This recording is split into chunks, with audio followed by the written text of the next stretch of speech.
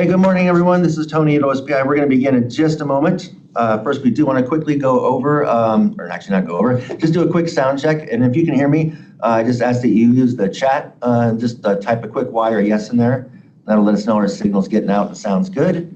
Look for those. Hey, there they are coming in. Excellent. I appreciate that. Also, the first page of our PowerPoint presentation should now be viewable on your screen. If that's not true for you, or you have audio problems or any other technical problems, again, just send a note to that chat. We'll attempt to take care of anything that may arise, but it looks like we're good to go. Appreciate the feedback for the test. So we're going to pause for just a moment, come right back on and begin.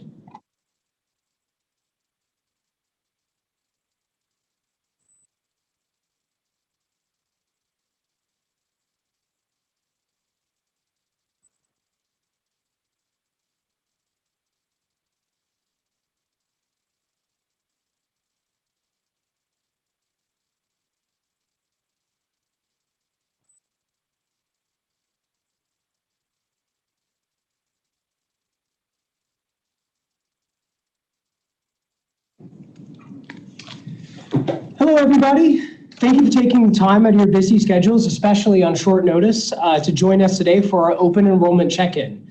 HCA would like to take the time today to review some open enrollment statistics with you.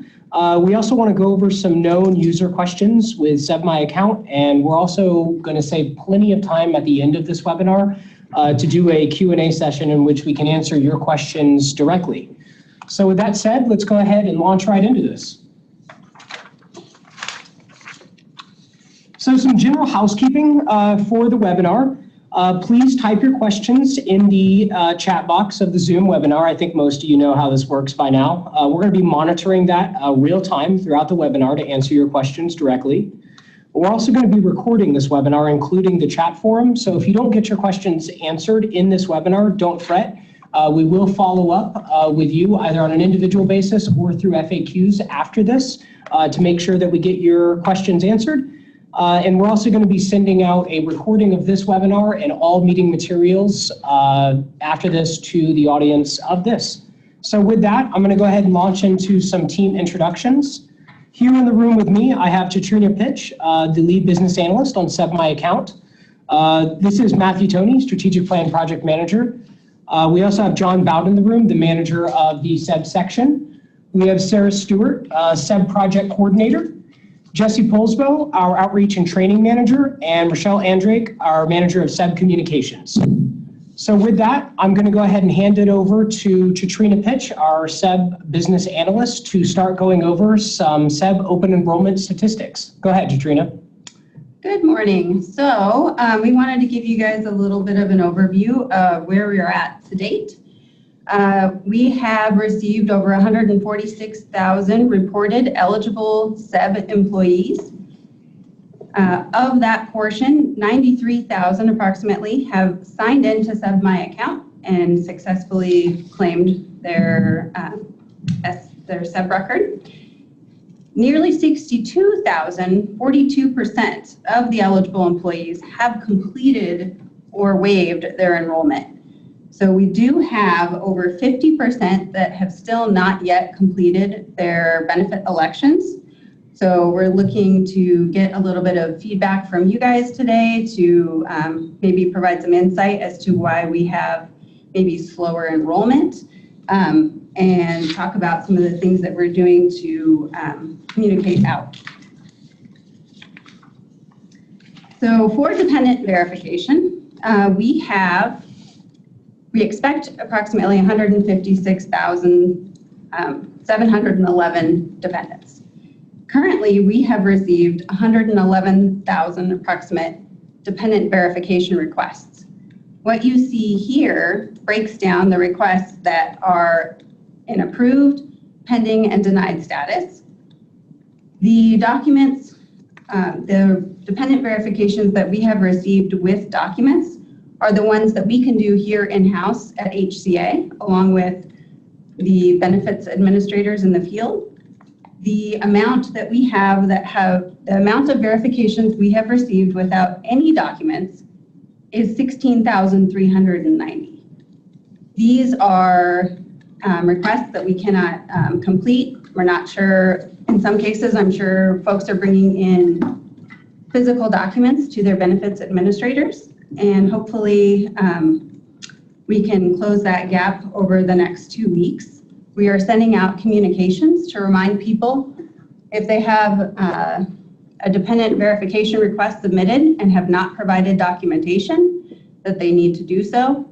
Also, folks that have received a denial at this point will receive a letter to prompt them to provide additional documentation before the end of open enrollment.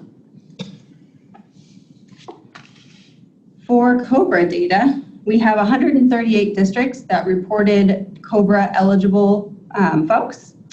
167 districts have not reported.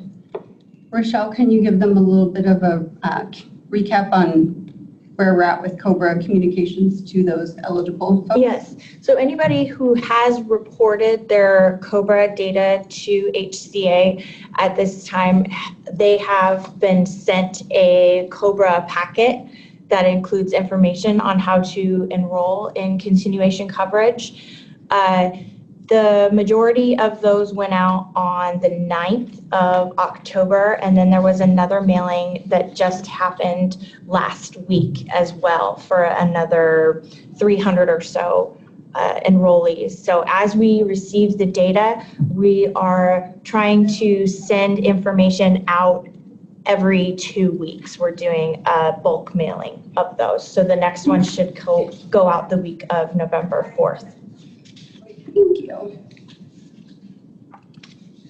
Next, we wanted to talk about some of the common questions that we're receiving from subscribers and maybe some of the challenges that they've been experiencing. So one of the common questions or concerns we have is that folks can't upload documents for their dependent. So one, we want to ensure that they're using Chrome. They also need to ensure that they're checking the box next to their dependent's name as to who that documentation is applicable to, and then keep the file size to 6 megabytes or less. We had been receiving a couple of reports that folks were attempting to upload documents as big as 4 megabytes and having some issues, so we have corrected that, and now that should no longer pose a problem. And that was as of last night, so Yes, as we of tried last yesterday, night. try again today. Yep. And an additional question, it doesn't look like I've enrolled in coverage after I made elections. So to ensure that the elections saved and were appropriate, they can be viewed under Coverage Elections tab. It shows elections made for this coming year's coverage. Coverage Summary tab will display the coverage that is currently in effect and will not be populated with data until January 1st of 2020. So we have included a message on the coverage summary page to redirect folks looking for their current elections to the appropriate tab. And another question, why was my dependent denied? Documents that were provided did not meet the eligibility criteria. So we encourage them to review the eligibility criteria for SEBB and provide additional or missing documentation that proves that they meet the criteria. They can do that in SEBB My Account, or they can provide that documentation to a benefit administrator, and with the appropriate documentation, the benefit administrator can overturn a denied to an approved status. My dependent hasn't been verified yet. When can I expect my dependent to be verified? We are working diligently, as well as our number of benefits admins at districts, to verify the current pending dependent verifications. We have been able to complete 75% of those received requests that had accompanying documentation in SEBB My Account. We will continue to process new requests as they come in and work through the requests that we have received to date. The dependent verification process for benefits administrators. So just to recap, an employee can submit a document through SEBB My Account with an upload, or the employee can present their documentation directly to a benefits administrator. There is no need at that point for the benefits administrator to upload documentation into SEBB My Account if they have viewed it and it's appropriate. you can go ahead and complete the verification at that time. It's probably even a little faster than uploading that document and having HCA complete it in a queue. The valid document list is provided in SEBB My Account via several different links. The links are available in the Upload Document tab. They're available in the Dependent tab. And there's also a reminder when at the end of adding a new dependent that they can check the SEBB eligibility requirements to make sure that they have, they can provide appropriate documentation. Children can be verified and added to coverage through the last day of their 26th birthday. So keep that in mind. Anybody over the age of 26 as a child dependent would need to qualify as a disabled dependent. Must be uploaded or presented to benefits administrator by the last day of open enrollment. That would be the dependent verification documents. So if we do not have those by November 15th, we will not be able to verify those dependents. HCA is assisting SEBB organizations with dependent verifications for this first annual open enrollment only. After open enrollment, it will be the responsibility of the district's benefits admins to continue the verification process. So I'm going to hand it back over to Matthew. Yeah, so before moving on, I would like to just sort of take this moment to ask the benefit administrators out there if you have any questions about the data that we have shared pertaining to open enrollment before we move on to discussing the default option of subscribers do not enroll. So if Looks like we do have several questions already here in the chat. The first one is from Kim Simon. We have employees who can't see their dependents have been verified even after we verified them. Why is that? That is actually a known issue for a couple of, or a select few subscribers. We are looking into what the cause of that is, but as long as you see them as verified on your end, they are indeed verified, but appears to be a display issue in a couple of instances. So we are digging into what the root cause of that is. And if you have specific instances, you can email those to us. There's an email address at the end of the presentation that we'll share it rather than reading it out. Kristen Hessen is asking, can we get socials added to all the reports? Having just first and last names make it difficult to identify staff since we have many duplicates. Yes, we are going to go ahead and include the last 4 digits of the social security number to a majority of the reports, and that is in the queue for an enhancement. Let's see, our next one is Andrea is asking, if an employee's document is denied and they upload something new, does it change their status back to pending? It sure does. As long as they upload that document before midnight on the 15th of November, it will put them back in a pending status. Okay. Cindy is asking, if dependent verification is uploaded by 11:15 and then denied after that, will the employee still have another opportunity to upload more documents? Jesse, do you want to speak to that? Yes. So the short answer is yes. Any DV that is received prior to 11:15 but verified and denied after will have an opportunity to provide additional information even if we go beyond the 11:15 open enrollment window. More details will follow on that, and I think we're going to be pushing out some of our first messaging this Friday, correct, Rochelle? Yeah. Okay. Jessica's asking, if an employee submits a 2018 tax return, why would one dependent be approved and others show as pending? Employees are very concerned that some are approved and others not. So that could be related to the first issue or the first question that was posed, that somebody is approved on the benefits admin side but shows pending on the subscriber side. So it could be attributed to that, or possibly if the dependent verification requests were done at different times, that's a possibility. But again, if you have a specific instance that you'd like us to look into, then please follow up with either a fuse or an email into the HCA SEBB IT support. Could it also be that the dependents were just verified at different? Not if they showed up as pending. Oh, okay. Debbie is asking, can we get a copy of this presentation emailed to us? Yes, we are going to be providing that to everyone that received the email for this invite. If you did not receive the email for this invite and were forwarded it to us, please go ahead and put your email address in the chat room and we'll be sure and get you added. Otherwise, everyone that was invited will get this. The next question is from Chris. I have an employee that has a disabled child older than 26 and brought the SSI form. Is there something else he needs to provide or upload? Jesse, do you want to? Now disabled dependents. Let's go ahead and we'll have to respond back to you individually to review the documentation that is necessary for a disabled dependent.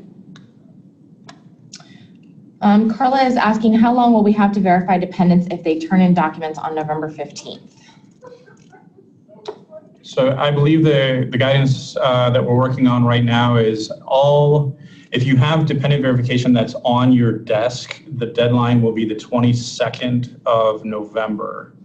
And more guidance is going to come out officially for that. But in the meetings that I've been sitting on, it looks like the 22nd is going to be the time for benefits administrators to clear any pending dependent verification that they have on their desk.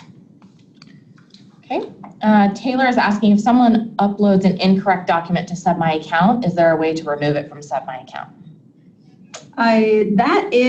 We are working on that functionality. So we will have that available soon to where if the incorrect document is uploaded prior to approval or denial, they would be able to delete.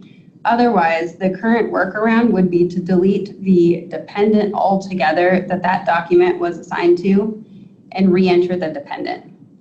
But we are working on that fix to allow people to remove, if you accidentally upload your Costco receipt instead of the birth certificate. We do want to be able to provide that functionality to you. And they can upload multiple documents to each dependent too, right? Yep, you can upload multiple documents to each dependent. An example, marriage requires more than just a marriage certificate. So, Joan is asking, what's the best way to know if employees have successfully enrolled? The benefits election report doesn't seem to be accurate. We have a task in currently to resolve any of the data anomalies that are in the benefit election status report, but that will be your go-to report to see who in your organization has completed their benefit elections. Okay. Lorianne is asking, can ineligible employees be removed from the employees without login reports? We will have to take a look at that. Laura's asking, I've had employees' original documents denied and then bring incorrect documentation, but I can't change to verified after they are denied. Laura Jensen. Laura, we'll look into that because you should be able to update a previously denied status to approved. Okay. Beverly said that she would like the full SSN. I believe she must be referring to the reports. We'll have to look into that. It's generally not recommended to include a full SSN in an exportable report. But we will circle back with our internal folks and data governance privacy to see what the feedback would be on including full 9 of the social. Oh, and Lorianne just added to the chat, Laura, you have to move them back to pending by updating the managed dependents. So hopefully that helps, Laura. Thank you, Lorianne. Wow, we got a lot of questions here. Nicole is asking, what birth sex should be listed for a transgender dependent child? The gender listed on the original birth certificate or the gender on the new certificate? So what we recommend, we have asked for birth sex to be reported. And in some cases, folks even have their birth certificates updated to reflect a different sex than what they were born with. That is certainly up to them. This is a self-reported piece of data. We do recommend birth sex, such as in the event that somebody that was born female and has transitioned to male, if you go in and need a hysterectomy and you're listed as male, you could run the risk of it not being approved. But that would be something then at that point that you would discuss directly with the carrier. Okay. Kelly asks, if we receive the dependent verification documents in our office by November 15th, but have not had time to complete the verification online by the 15th, will we have time to complete them after the 15th without the employee being penalized or their dependent not being covered? Yep. Yeah, Jesse, you had mentioned earlier that that dependent verification received in paper form at the district can be reviewed by November 22nd. Okay. Excuse me. Laura is asking, is it possible to display which employees have attached dependent verification docs so we don't have to click through each employee? Yes, we do have that listed as an enhancement request. It's currently not functionality that's available, but we understand that that would be beneficial. So we do have that in our queue of work items. Lindsay asks, how strict will SEBB be with making any changes after November 15th?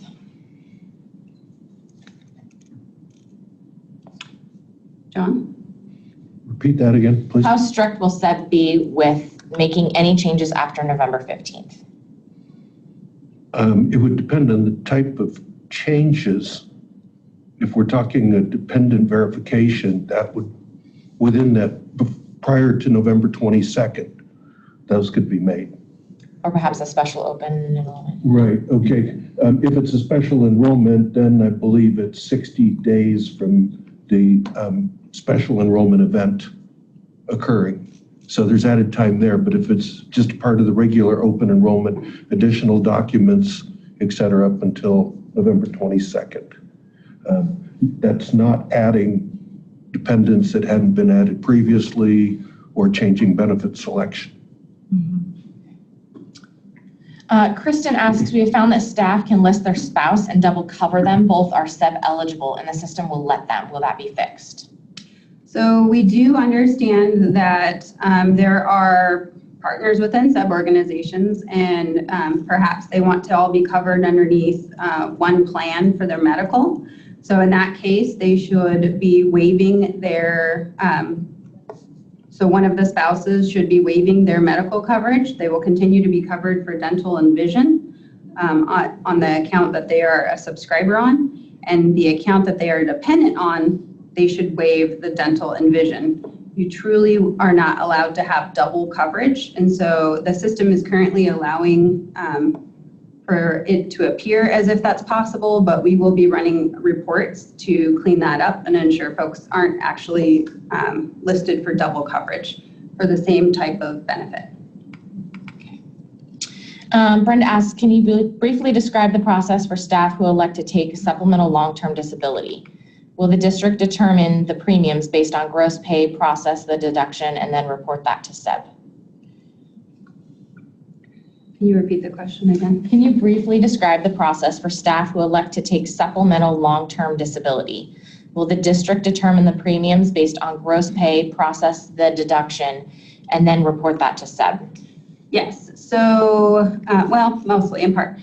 The subscriber can elect for supplemental LTD through SEBB My Account or through a paper enrollment form. Through SEBB My Account, it's just one option. You click on the radio button under supplemental LTD coverage to say I elect for this coverage.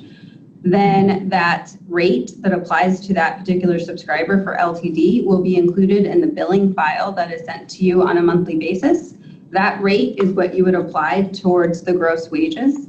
And then there is a report that you complete at the end, and that is sent directly to the standard along with payment. Okay. Kristen asks, when will enhancement for adding socials be completed in the report step? I'm looking at that right now. Can't find that right now, but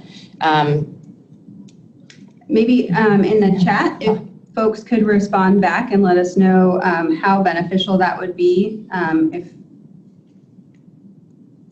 that would give us some additional weight in being able to see how many different organizations this would positively impact with a change sooner versus later. There's a question from Debbie pertaining to family medical leave. They currently pay their district for their portion of benefits. How will this work for SEBB? The paid family medical leave continues the same way. That's separate from the SEBB program. So both employer and employee continue to contribute as they are now. And regular family medical leave, is it PFMLA or just FMLA that they're talking about? It is. Thought I heard paid. It's paid Okay. family medical leave. Yep. So that's a short-term disability function. We sent out guidance on short-term disability last week. That guidance pertained to if there's a collective bargaining agreement where employees are not contributing currently to the paid family medical leave. So it was specific to CBAs and the district not participating in paid family medical leave at this time.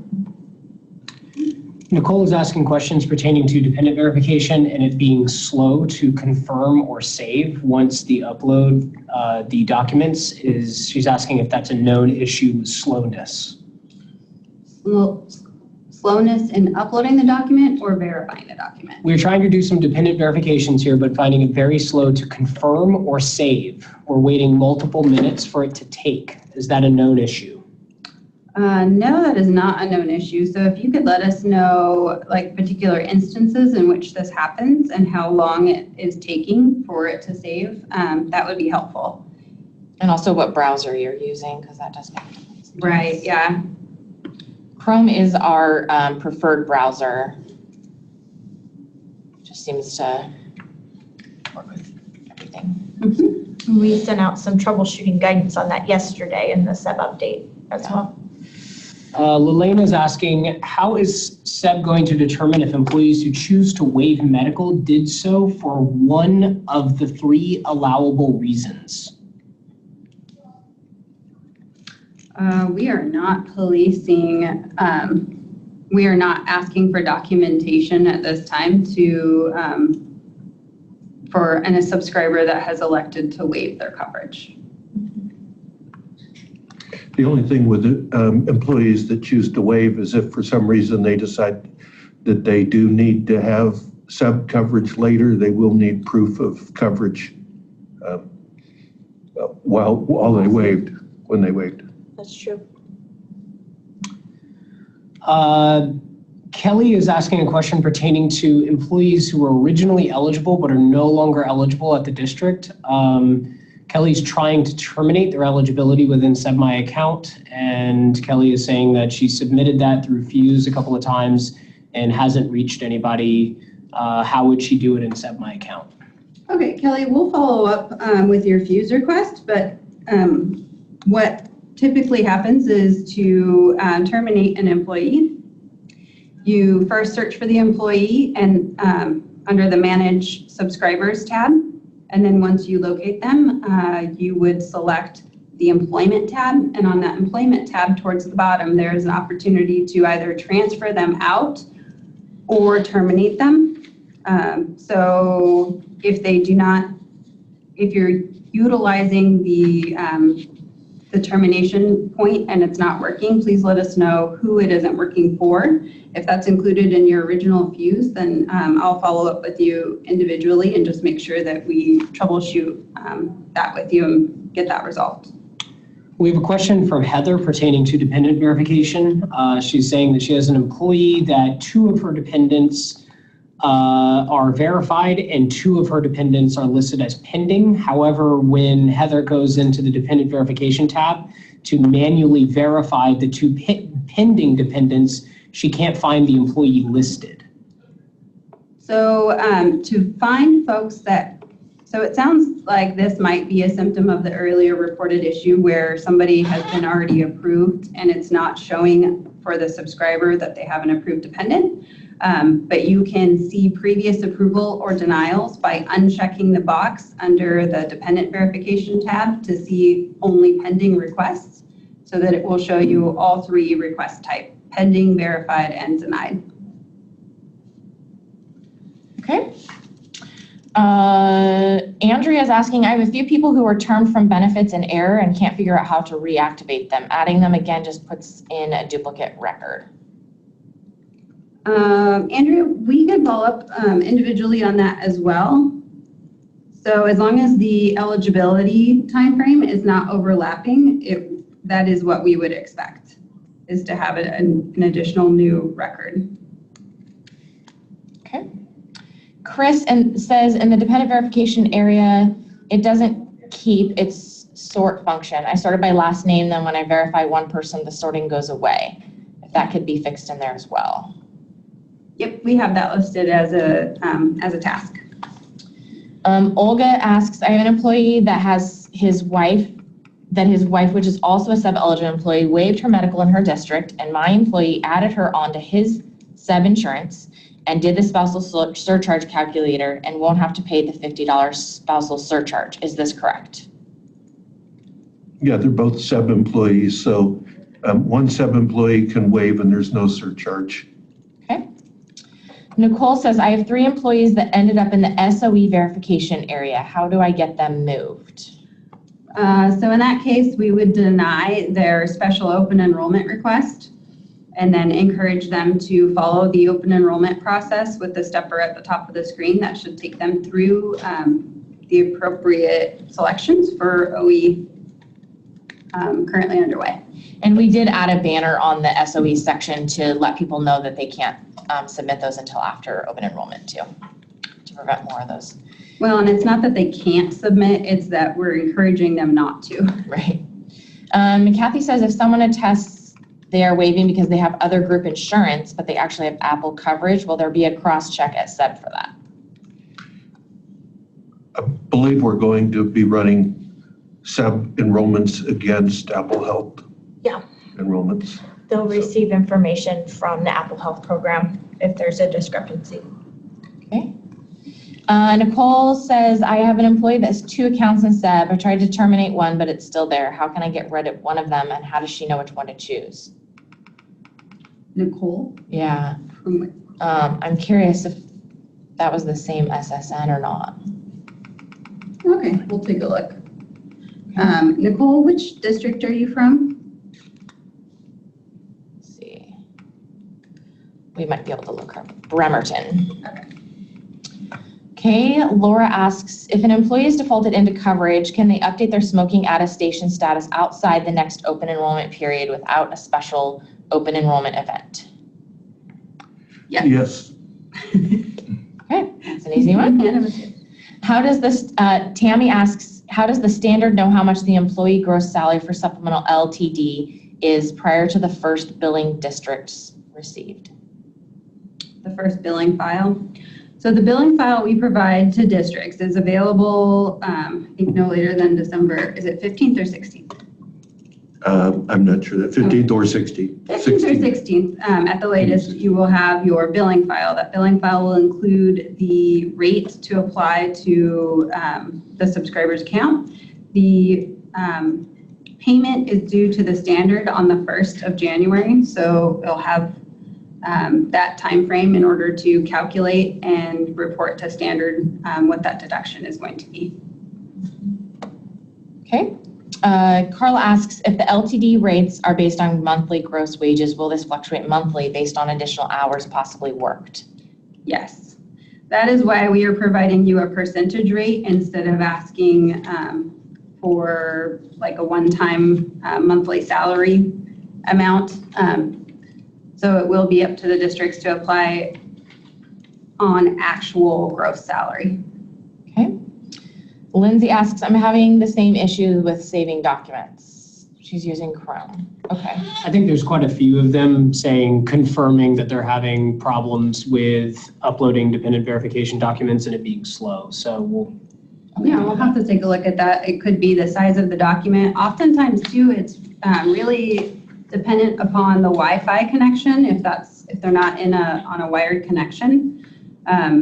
So definitely happy to take a look at some of these instances, but we want to make sure that when folks are uploading a document, I've had reports that they aren't able to upload a dependent document, and then in investigation, we find that they haven't added a dependent yet. So the first step is to make sure that they've actually added a dependent. Second step is to select the document from the device they're using. Make sure to pick from the drop-down what type of document it is that they're uploading, and then apply that document to one or more dependents. Documents such as tax returns can be applied to multiple dependents, and then ensure that you submit or confirm changes, and that should save without an issue. Kelly says that terminations and employees transferring to a different district is not working. There have been several instances where the employee is termed on the old district but can't be added to the new district. So in times where I've seen this happen, where somebody is termed in a previous district and trying to be picked up by the new district is using a date that overlaps with the previous district's eligibility date. So A person can't be eligible in both districts. yeah, we can't have overlapping eligibility. So we can take a look at that and figure out if you have an instance where you're using a date post the date that the employee was terminated in the old district, then we would want to hear about that and try and troubleshoot that issue. Okay. Kim asks if an employee is adding their spouse only to dental and vision, do they still have to attest to smoking? No, they don't. The smoking attestation is only for medical coverage. So the system will show the attestation, and so if they're using SEBB My Account, they will need to complete the attestation in order to move on to the benefit elections. But either way, it will not apply if they are not adding them to their medical coverage. Lorian has a question about having terminated a record, but having a second record on the same employee because she was rehired. SEBB My Account, when she attempts to sign in, says that she has a duplicate record and they need to fix this, but they don't know how. Okay, so can you have, Lori, can you please send us a message in Fuse to get this resolved? Stephanie has a question. Am I not able to verify extended dependents? I have 2 employees with extended dependents who have documents uploaded. They are pending in status, but there are no verify buttons available to me. Did they fill out the extended dependent certification so form? The extended dependents and disabled dependents are verified by healthcare authority only, because we'll need to review the court-ordered plan for extended dependents, and then for disabled dependents, they have to review the certification of disabled dependent form. Heather is asking a question about MetLife. She's saying the bottom of the MetLife paper enrollment form says to return to your district's benefit specialist. Am I submitting these to MetLife somehow? I believe she's talking about the paper enrollment for probably supplemental life. I think we're going to have to follow up with you on that one because I haven't seen the form myself. And there's different districts that are, some districts, the largest districts in the state were given the opportunity by MetLife to do a direct billing. And so it kind of depends on which district it is. Otherwise, it's very likely that the subscriber should be sending that directly to MetLife. But yeah, Heather, we can follow up on that and make sure we understand what's on the form and how to guide you through that. Kim is asking, if an employee is hired on November 5th, does it create an open enrollment period for them? If so, what is their deadline to enroll? So if they were hired on November 5th, they basically fall into a newly eligible, and so they will have 31 days in order to make benefits elections. Tammy is asking if an employee waives medical because they are enrolled under Apple Health. When HCA discovers they should have enrolled in medical with their district, will they be automatically defaulted or will they get a chance to enroll?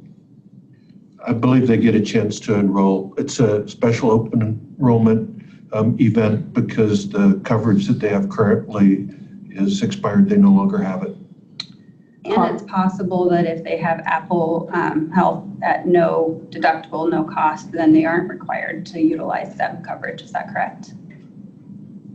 That I'm not sure of. I think the piece was that they would, but there may be some subsidies on the premium. It's a case-by-case kind of answer. Carl was asking about LTD coverage. If the premium fluctuates with gross wages, how will they determine what wage to base their disability payment on? So they should be applying it to their payroll, amounts each month. I think Carla's assuming that maybe their payment amount on each month fluctuates due to maybe variable hours, I'm interpreting. Yeah, the percentage that they're supplied applies to the gross. So the percentage stays the same. Shannon has a question about employees being attached to another district. We've requested for those districts to release them. We have been advised that they have been released, but when we go into SEBB My Account to register them on our side, they're still attached to the other district. Is there anything we can do to register those employees? So if you're not reporting with overlapping eligibility dates, then please send us that particular instance and views, and we will investigate that accordingly. Laura is asking a question. If we originally uploaded employees as eligible, but they're not eligible due to hours worked, do we still mark them as termed, or do we just change the anticipated 630 hours to no? I had changed anticipated 630 to no, but the employee is still receiving mailings about enrollment, which... Changing somebody to 630 hours anticipated no indicates that they are now not SEBB eligible, but continue to be locally eligible. And only those districts that have submitted a collective bargaining agreement to HCA, indicating that they would be providing locally eligible benefits, are the only districts that should be reporting employees as 630 no. But if they are truly no longer eligible for SEBB benefits at all, then you should be terminating their eligibility. Regina has a question about retired employees that are on PEB/Medicare, but they're eligible for SEBB. Do they waive SEBB coverage due to that eligibility under Medicare and PEB? If they're eligible under SEBB, they would have a choice. They could either waive SEBB and stay under PEB retirement, or they could defer the PEB retirement and take the SEBB benefits. Patty is asking, what is the wait time around Fuse getting back to us? So the yearly goal for us is 24 business hours, which if you spread across work days is about 3 work days that our team tries to respond back. Now that's across the year. We understand that open enrollment is kind of a peak time where we're going to receive hundreds of fuses a day, so there may be a little bit of extra patience we ask for as we work through the open enrollment waves, but eventually it settles down and we get most of them answered within three business days. We have a good number of people working on that. Right. We basically doubled our staff as well to address fuses online. Lelena's reporting that they're still having issues with subscribers reporting the name of their beneficiaries on their MetLife coverage. Is this still being worked on? So we did just receive guidance from leadership to add language to the coverage elections page to remind folks, or really inform folks, to create an account at MetLife to designate their beneficiary, or they can get a form from MetLife to designate their beneficiary. Carla has a question pertaining to LTD. When an employee is using their LTD and receiving the benefit, what wage will they base their payment on if they're possibly paying on a different premium each month? I think she's following up on her previous question. I was wondering the same thing as that question came in before, if there's a lot of variation. I believe it would be based on the month for which the last month for which the premium was paid, but we'd need to check with the standard to find out the answer.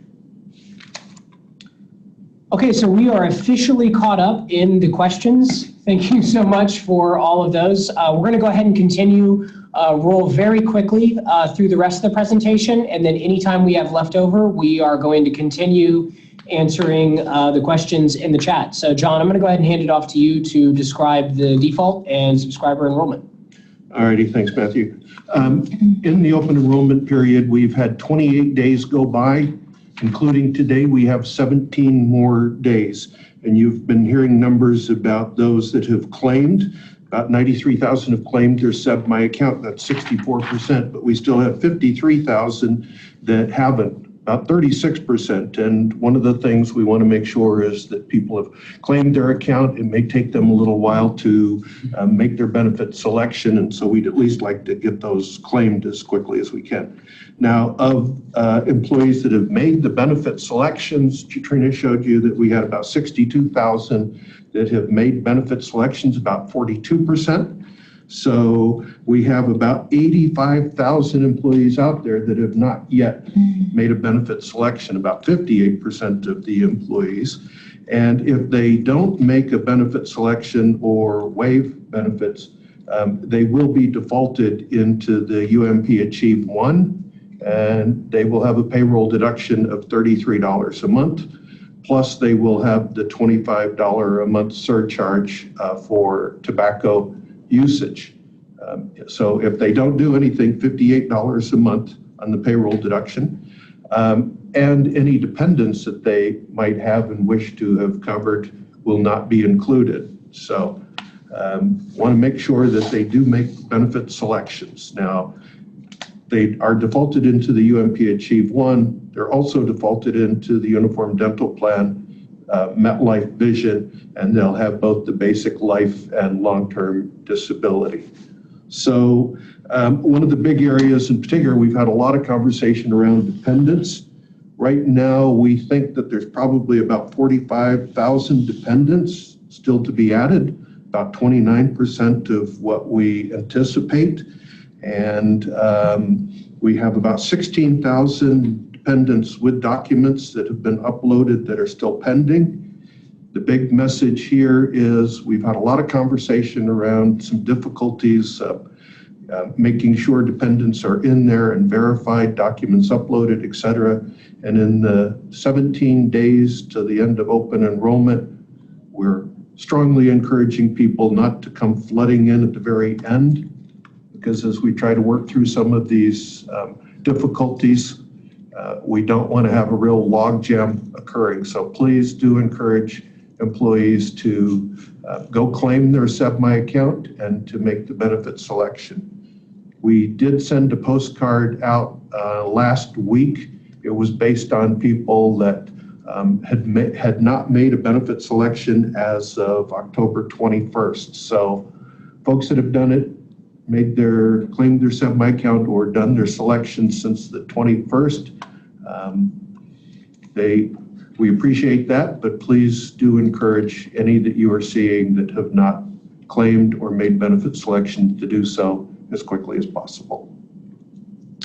Jesse, would you like to go over some open enrollment resources that we have available? Sure. So with the 7-person benefits fairs, we've completed 19 of the 20 fairs already. The only outlier is going to be Pullman on November 7th. The benefits fairs, we weren't sure what we were going to expect when we came into these. We were very pleasantly surprised. More than double the population we were forecasting has shown up to these benefits fairs. We're around 10,000 people total. So we plussed up the amount of staff representing SEBB. On our side, we brought in extra vendors and we created new materials to help better answer questions for the employees.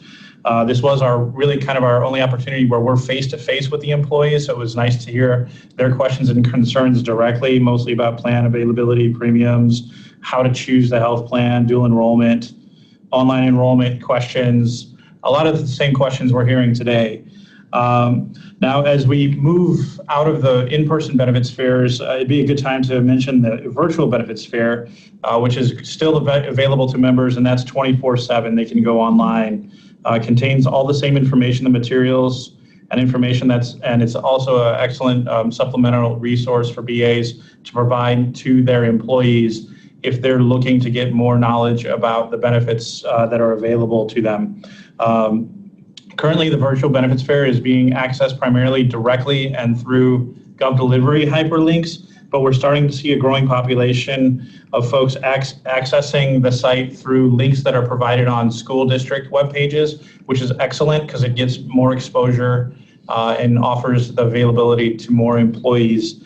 And the VBF is going to remain up and functioning even after open enrollment. So it's going to serve employees that will be going through special open enrollments as well.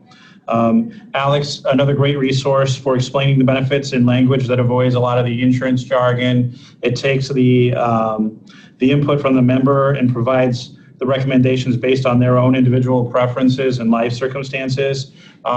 Just one caveat is that Alex doesn't actually enroll the subscriber into the benefits it recommends. So just some people were under the impression that once it gave the recommendation that they were enrolled. So just to make sure that if we're recommending it, it is only a recommendation advisor tool.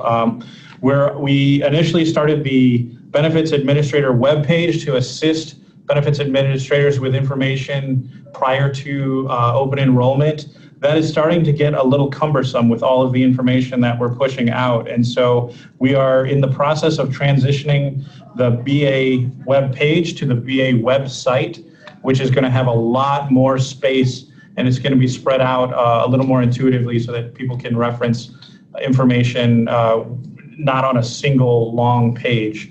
And then this will be the steady state site where benefits administrators can go to obtain resources and information. We talked a little bit about Fuse as well.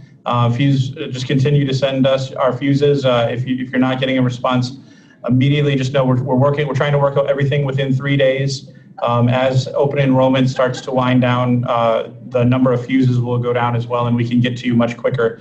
We also have the dedicated number for the benefits administrators to call. Gov deliveries. I know you guys have been receiving a ton of Gov deliveries sort of in random fashion as we send it out, and that's just to get you important information as soon as we receive it. Communications is going to speak a little bit here in a second about how we're going to streamline that. And then we also provide the technical support contact center. So if both benefits administrators benefits administrators can come to us, but if employees have questions about SEBB My Account, they can reach out to the technical support center to get some of their issues addressed. That was pretty quick, but No, it was perfect. And Matthew, when we send this out, can you add the 1-855 number? It's at the end. It's at Yeah. the end. It's at the Good. very end. Good. Rochelle, do you want to cover some upcoming communications that the benefit administrators can look forward to? Yes, sir. So we began sending SEBB updates again on October 25th in an attempt to streamline the many messages you've been receiving from us this month. And we'll continue sending those updates on Tuesdays and Fridays throughout open enrollment. The latest one just went out yesterday, so make sure to check your email from that. It does come from the SEBB program, not outreach and training. One of the messages that will go out in this Friday's update is an ask to use your organization's automated voice messaging system or robocalls to reach out to employees and remind them to take action during open enrollment. So we will provide a sample message for use in that Gov delivery message, and the goal is for employees to receive a call to action from a familiar source rather than from HCA, who they might not be as familiar with the postcards and mailings and whatnot. So the more that they can hear from you instead of us is better encouragement that yes, this does apply to you and you do need to take action. We're also going to start sending dependent verification letters to let employees know whether their documents were approved or denied. The approval letters will begin going out next week and will run daily as approvals are received as they're processed. We're also going to do a mailing this Friday requesting more information for those who've been denied so far so that they can have an opportunity to correct their verification before November 15th. The dependent verification denial letters, when they are officially denied, and cannot resubmit, those won't go out until after open enrollment ends. Also after open enrollment, we'll send confirmation letters to confirm benefit elections for medical, dental, and vision, and those should go out in early December. This will be around the same time that employees should begin receiving communications from the plans that they've elected, such as welcome letters and ID cards. So I just want to take a second here. There is some data that the management team of the SEBB program is seeking from you as benefit administrators because you know the employees best at your school districts. This data from these questions that we're asking you is going to help us sort of determine how we should communicate, how better we can support, because we are looking at decreased enrollment from what we had anticipated we might see because we're 2/3 of the way through open enrollment. So if you could do us a favor and restate the question within the chat box and then answer the question, we're going to review this data in our daily stand-ups that we have, and hopefully this will help us to determine how best we can support you and your employees throughout open enrollment. That would be hugely helpful if you could restate the question and then answer the question with whatever you think the primary reason is for pertaining to these questions. And with that, I'm going to go ahead and just launch directly back into some questions that we're receiving until 11 o'clock. We have 3 minutes left. And we have the last screen, which has contact information, I believe. Yes, the last screen does have contact information, so make sure to use that. And we do have the HCA SEBB IT support email on there, but for benefit administrators, your direct line is through Fuse. So mostly we've set up that inbox for IT-related problems. So, okay. Okay. Oh, looks like we have time for a couple more. Are we? Connie asked, we have an employee who is currently on paid leave under FMLA, but will most likely be taking unpaid leave for the remainder of the year starting in January. Who do I contact regarding continuation coverage when an employee has exhausted paid leave but wants to continue benefits? So she would send that data to the to outreach and training through Fuse.